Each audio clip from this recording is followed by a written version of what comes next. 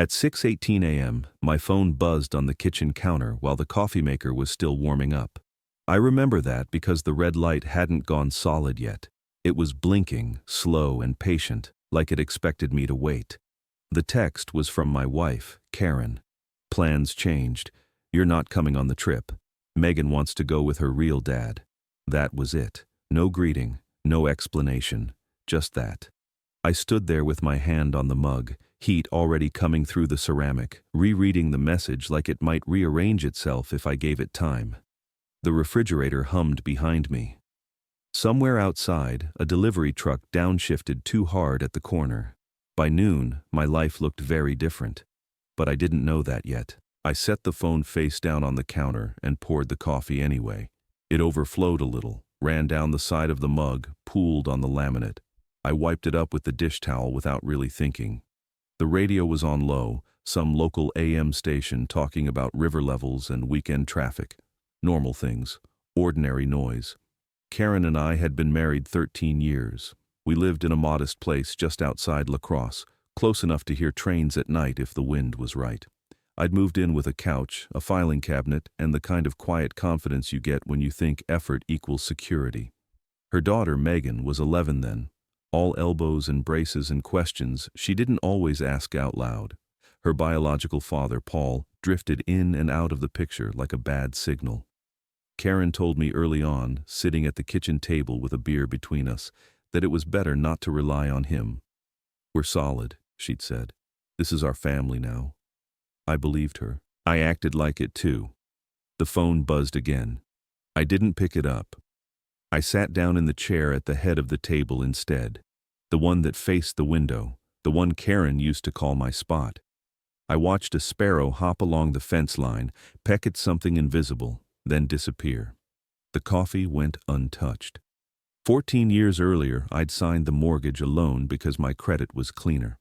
That had seemed practical at the time. So did paying for Megan's orthodontist without discussion. So did the used Subaru when she started college. Karen always framed it the same way. "This is what dads do," she'd say, squeezing my arm like punctuation. The trip she'd just uninvited me from was a river cruise she'd been talking about since spring. An anniversary thing. I'd set up the auto pay myself. She'd kissed my cheek and said we deserved it. The text didn't say we. It said real dad. The phone vibrated again, harder this time, walking itself an inch across the counter. I picked it up. A voicemail notification. I already knew her tone before I listened. "Don't make this into a problem," Karen said, voice tight, efficient. "Megan asked for this. You understand, right? Call me when you've calmed down."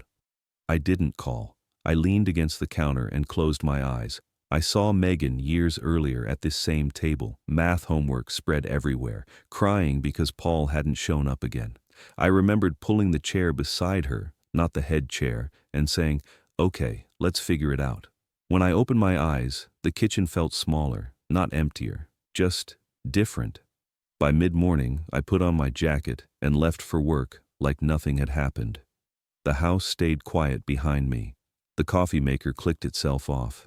And somewhere between the driveway and the end of the block, I noticed something I hadn't before. I was already being edged out.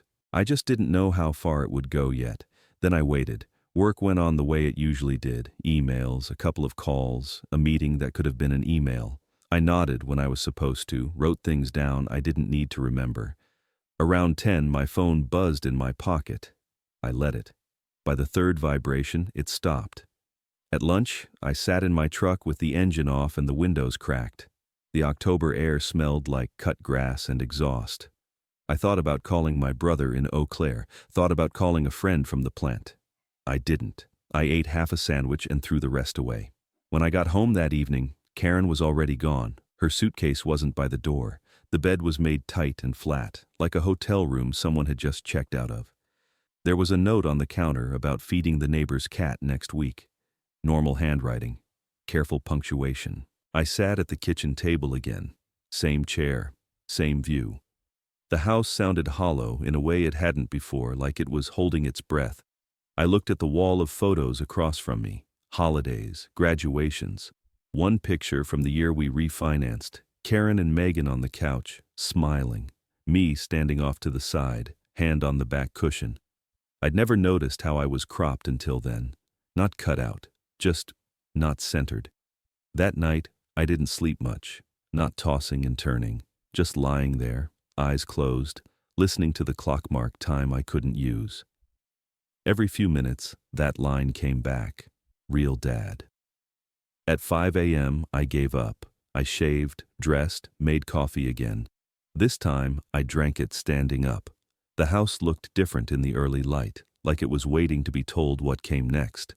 I checked my phone out of habit. 3 missed calls from Karen, 2 voicemails.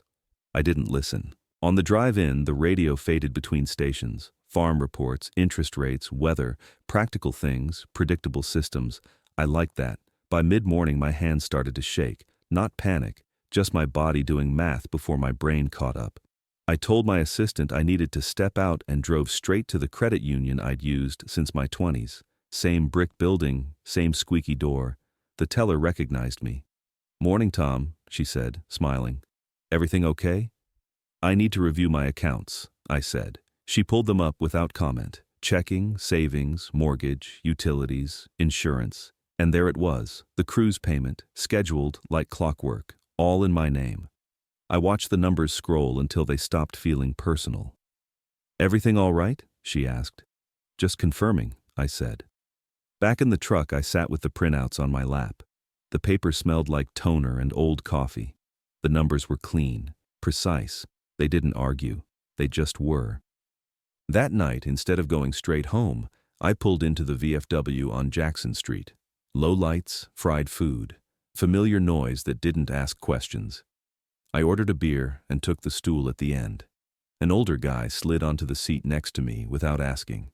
Harold, retired Navy. We'd talked before, never about anything important. "You look worn out," he said. "Feel caught off guard," I answered. I told him the short version, the text, the trip, the way it landed. He listened without interrupting, then nodded once. "People don't change," he said. "They just stop editing." That stayed with me. When I got home, I didn't turn on the TV.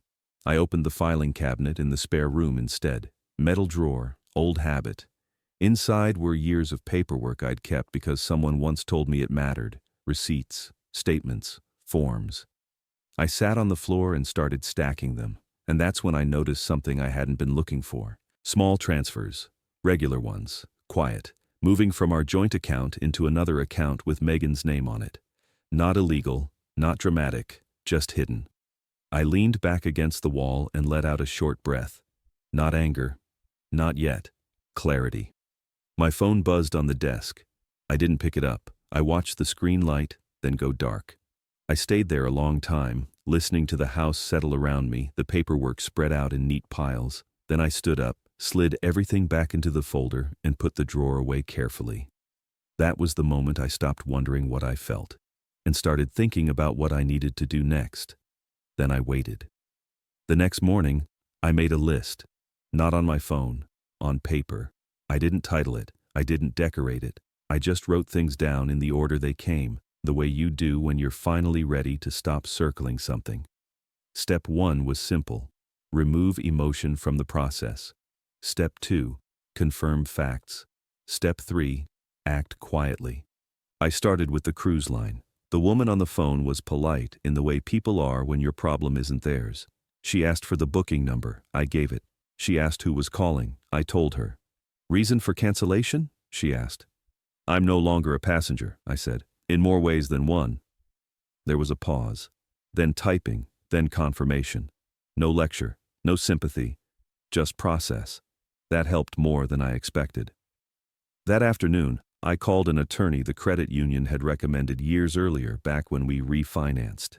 His office was downtown, second floor, windows that looked out over the river if you leaned just right. He was younger than I'd imagined, loose tie, desk cluttered with files that looked like they'd been handled a lot. He skimmed the documents without commentary. "The house is titled solely in your name," he said. "Always has been." "Karen lives there," I said. He nodded. "That's not the same thing." I let that settle. He didn't rush me. I appreciated that. "You can sell," he added, "if you choose to." On the drive home, I didn't turn the radio on. The quiet felt deliberate now, like it belonged to me. That evening, I sat at the kitchen table again. Same chair, same window. I laid the papers out neatly. The phone stayed face down beside them. No buzzing, no interruptions. I wasn't angry. I wasn't even sad in the way people expect. I was tired and clear. The next day, I waited. Not because I needed time, but because I wanted to hear my own thoughts without anyone else narrating them. Silence does that. It removes the background music. On the second day, I made the call. The realtor answered on the second ring. Her name was Elaine Porter. I'd met her once at a neighborhood fundraiser years back. She didn't ask why. She asked for the address. We walked through the house 2 days later. I kept my hands in my pockets while she took notes, tapped walls, checked windows. The place looked smaller than I remembered.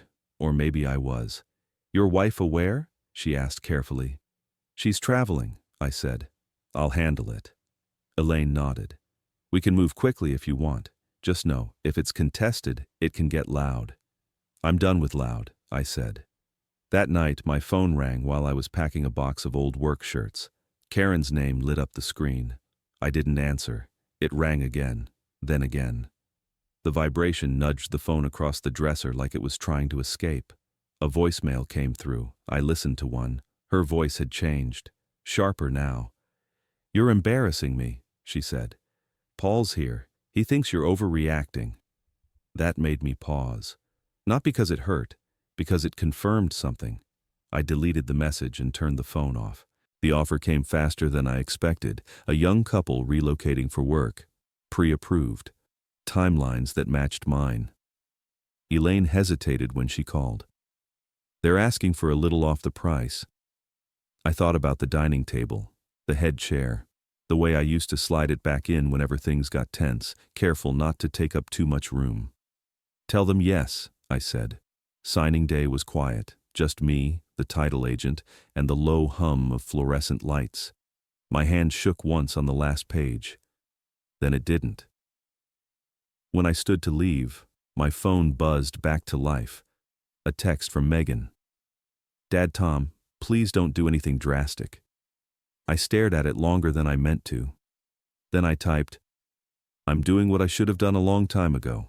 I packed the truck that night, only what mattered. I left the rest exactly where it was. When I pulled out of the driveway before dawn, the house looked the same as it always had. Solid, quiet, already belonging to someone else. I drove west as the sun came up, breathing easier than I had in years. And then I waited.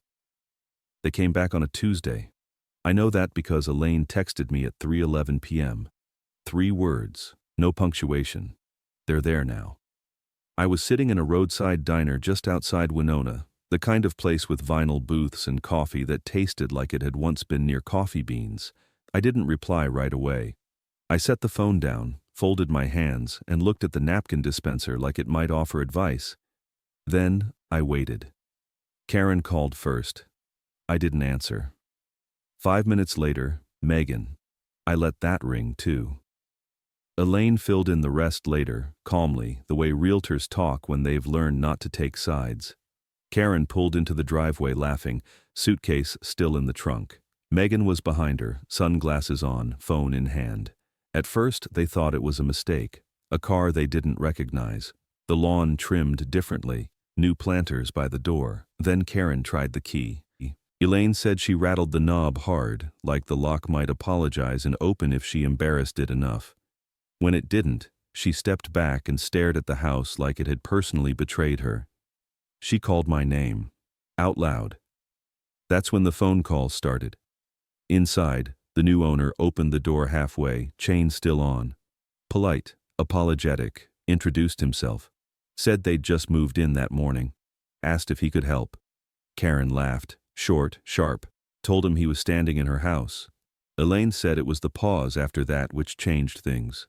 The half-second when Megan lowered her phone and looked around like someone waiting for a blow.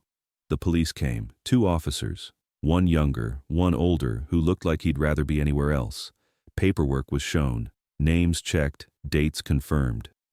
The older officer asked one question. "Ma'am, Whose name is on the deed? Elaine said. Karen didn't answer right away.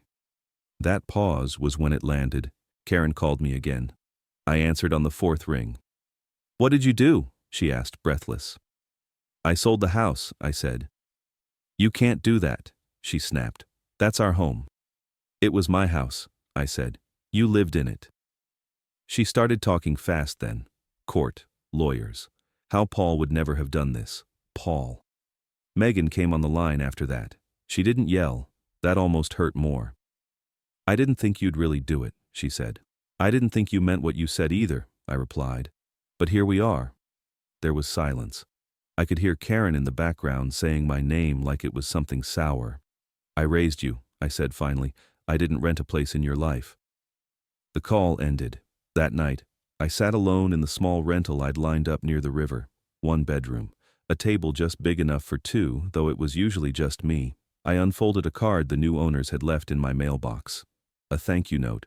A grainy ultrasound photo tucked inside. I sat there a long time. I wasn't celebrating. I wasn't grieving. I was adjusting. A week later, the paperwork found me. A complaint. Not divorce. Not yet. They went after the house first, like if they said it loud enough in the right building, time might reverse itself.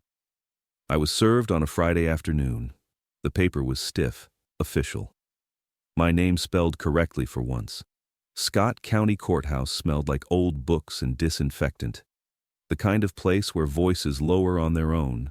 I wore a blazer I'd owned for years. Clean, unremarkable. I carried a manila envelope under my arm, heavy with paper. Lighter than it used to feel. Inside, Karen arrived late. Heels loud on tile, Megan behind her, eyes down, Paul trailing last, hands in his pockets, smile too easy for the room he was in. The mediator was already seated, glasses hanging on a chain. She looked at the file once. Let's keep this about property, she said. Karen didn't wait. He abandoned us, she said, pointing at me. He humiliated my daughter. I stayed seated. I let the words stack up. When the mediator finally turned to me, I stood and placed the envelope on the table. It made a quiet, solid sound. I didn't abandon anyone, I said. I stopped paying for a life I wasn't allowed to be part of. Then I opened the folder and slid the facts forward. Then I waited. The mediator didn't rush. She adjusted her glasses and read what I'd slid across the table, 1 page at a time. The room was quiet enough to hear the paper move. Karen filled the silence with breath. Short, sharp, controlled, but just barely. That doesn't tell the whole story, she said. The mediator looked up. It tells enough of one, she replied, then turned back to the documents. Deed, mortgage statements, auto debit confirmations, dates highlighted in pen. I hadn't added commentary. I didn't need to. The timeline spoke for itself. Karen leaned forward. We were married. That house was our life. Yes, the mediator said calmly, but the property was solely titled in Mr. Carter's name. Marriage alone doesn't change ownership records. Paul shifted in his chair.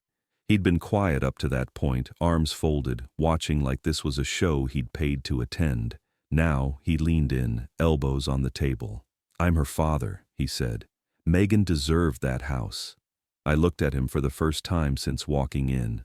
Really looked. Same easy confidence I remembered from years ago. The kind that assumes someone else will clean up the edges. Did she deserve child support too? I asked. The room went still. Paul blinked. His mouth opened, then closed again. That's not. I have records for that as well, I said, tapping the envelope. Insurance gaps.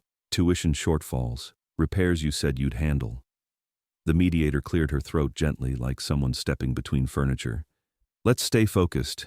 Megan lifted her head then. Her eyes were wet, but there was something else there too. Not anger, recognition, like a shape finally matching its outline. Karen laughed once. A brittle sound. Money isn't everything. It was when it was mine, I said. No one spoke after that. The mediator gathered the papers into a neat stack. Legally, she said. The sale was valid. There's no standing here to contest it. Karen sank back into her chair. Paul leaned away from the table. Megan stared at her hands. No gavel, no raised voices, just the quiet finality of process. Outside, the courthouse steps were warm in the afternoon sun. I stood there for a moment, breathing air that felt earned.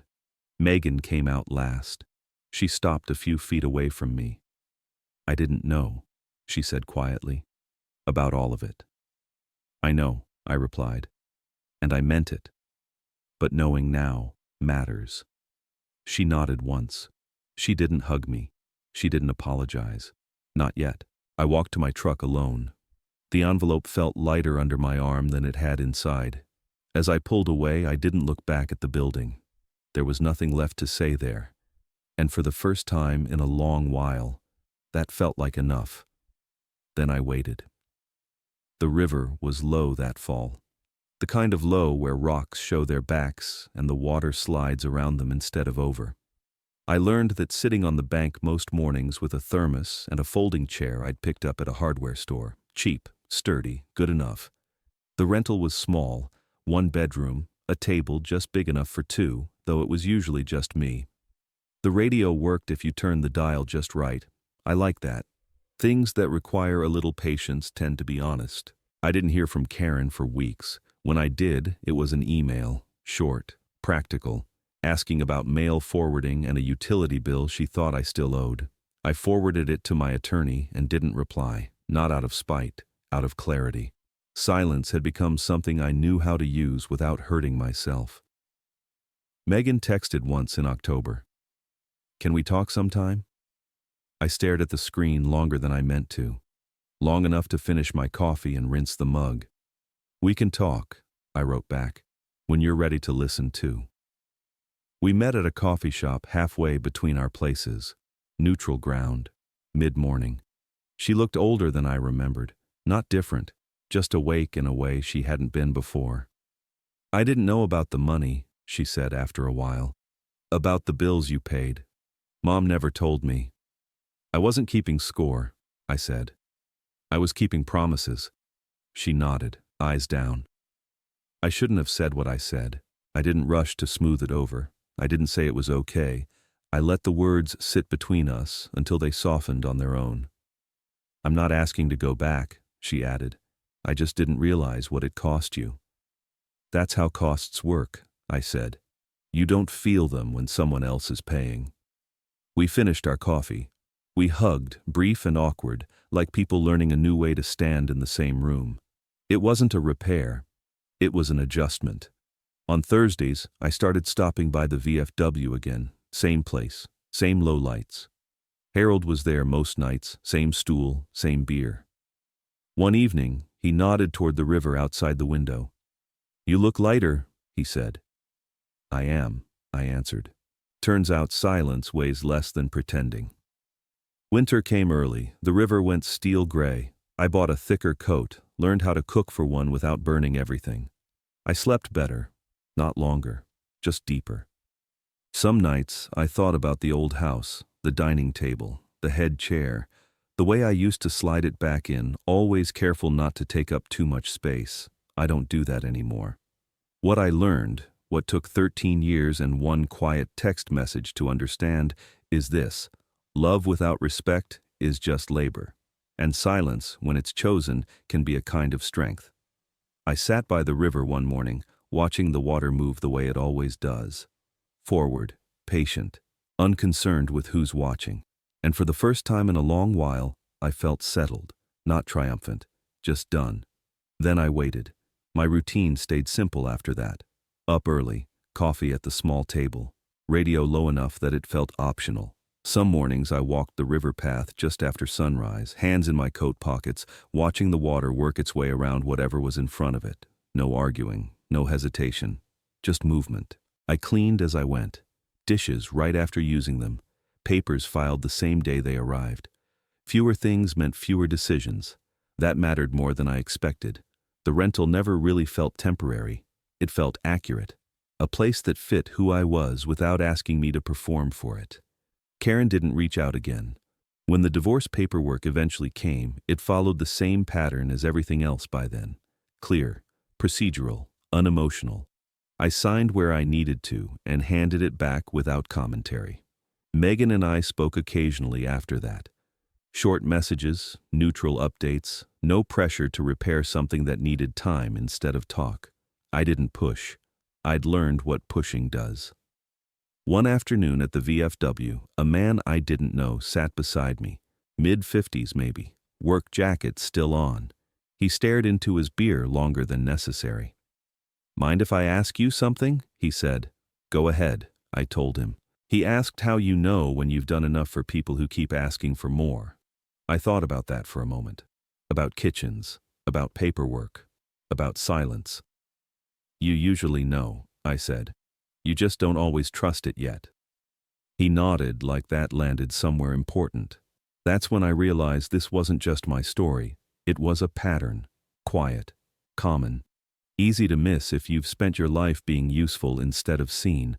Some people don't lose everything all at once.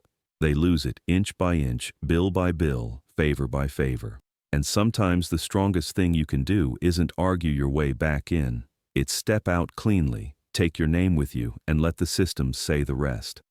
That night, I stood at the small sink and dried a single mug. I set it upside down on the towel and turned off the light. The room went still. Comfortable, earned, no noise, no performance, just space. If this story resonated with you, if you've ever felt quietly erased or taken for granted, I'm glad you stayed with me through it. If you found something familiar here, take a moment to like and subscribe. It helps more people who might need these stories find their way to them. And if you're comfortable, leave a comment telling me what city you're watching from and what time it is right now. I read those more than you'd think. 2 more popular stories will be waiting for you next. One's about finding your footing when the ground shifts and learning when silence is no longer weakness. Take care of yourself and keep your name on what you build.